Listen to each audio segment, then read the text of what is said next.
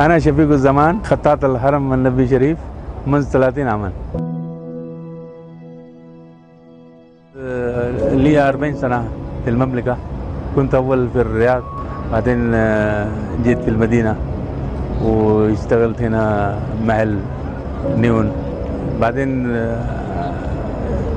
صار مسابقة للحرم، يعني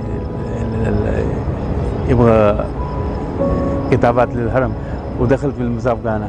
بعدين لجنة يعني فوزني، قال هذا ما شاء الله. هم حسبوا هذا أنا أعرف، لكن قال ما أعرف، هذا أصله من باكستان يعني. فكيف هم استغربوا كيف تكتب عربي؟ قلت من صغر يعني أنا حاوي الخطوط العربية. الكباب هذا ياخذ مني شهرين تقريبا، واحد قبة تصميم وتنفيذ.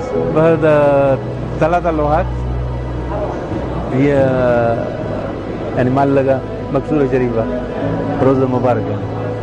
سنة ونص أخذت يعني 3 لوحات، كل لوحة أخذ 6 شهر مني، ومعمولة بالذهب 24 عيار. هذا يعني فخر لي، كتبت بيدي يعني.